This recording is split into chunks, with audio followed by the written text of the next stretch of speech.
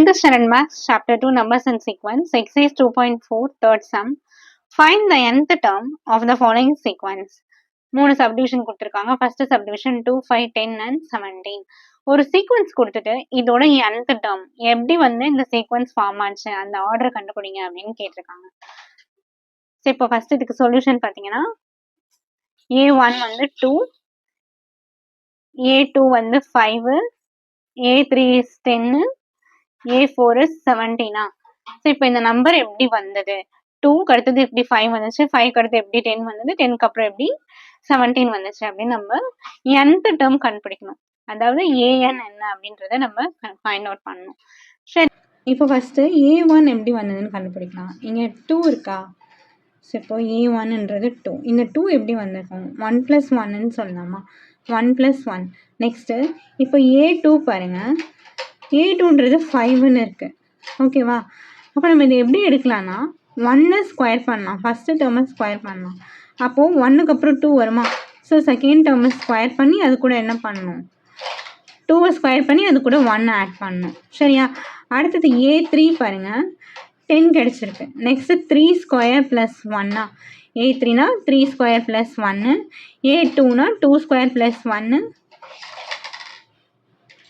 அடுத்தது A1னா 1 square + 1. General term நம்ம எப்படி எழுதலாம்னா nth term is n square + 1ன்னு சொல்லலாம். ஓகேவா? therefore an is equal to n square + 1. A1ன்றது 2வா? 2னா 1 square + 1. So 1 square பண்ணால் 1, 1 + 1 is equal to 2. நெக்ஸ்ட்டு A2ன்றது 5. இங்கே 2 இருக்கு இல்லையா? So 2 square + 1. 2 ஸ்கொயர் பண்ணால் 4. So 4 + 1 is equal to 5. அடுத்தது A3ன்றது 10 வந்திருக்கா?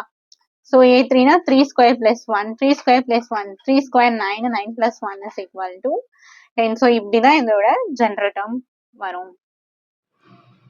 அடுத்தது செகண்ட் சப்டிவிஷன் பாருங்கள். 0, 1/2, 2/3ன்னு இருக்குது. A1, A2 and A3. A1 பார்த்தீங்கன்னா 0ன்னு இருக்குது. ஸோ இது அப்படியே இருக்கட்டும். நெக்ஸ்ட்டு A2 பாருங்கள். A2 வந்து 1/2ன்னு இருக்கா? நம்ம இதை வந்து n - 1/n அப்படின்னு சொல்லலாம். ஓகேவா? ஏன்னா n-க்கு பதிலாக நம்ம என்ன பண்ணணும்? இப்போ கவனிங்க, இந்த an வச்சுக்கோங்க. n-க்கு பதிலாக நான் 2 போட போகிறேன். So A2 = 2 - 1/2. ஸோ 2 - 1னா 1, 1/2. ஓகே, அதே மாதிரி A3 போடலாம். A3னா 2/3யா?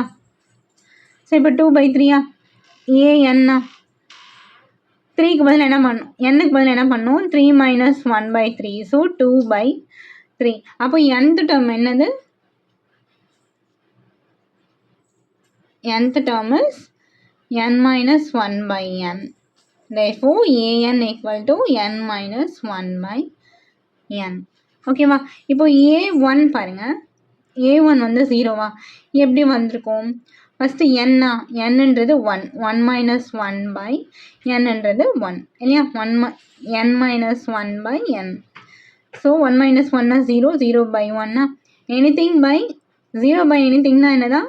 0 தான். சரிங்களா? அதனால் A1 டேர்ம் வந்து 0. ஸோ இதோட general term an = n - 1/n. Next third subdivision 3, 8, 13 and 18 கொடுத்துருக்காங்க. A1, A2, A3 and A4. So இதோட nth டேர்ம் கண்டுபிடிக்கணும்.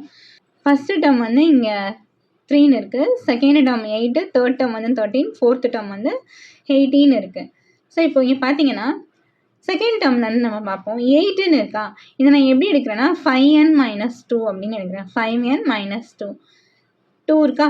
அப்போ n-க்கு பதில் என்ன பண்ணணும்? 2 போடணும். So 5 2s are 10னா 10 - 2 8. ஓகேவா? அடுத்தது A3 பாருங்கள், 13 இருக்குது. இப்போ an-னா 5n - 2வா? 5 × 3 - 2. 5 3s are 15. 15 - 2 13. ஸோ இப்போது A1 பாருங்கள். A1 is equal to 3யா? இப்போது an-னா 5n - 2. 5 × 1 - 2. So 5 - 2 3. Therefore nth term என்றது 5n -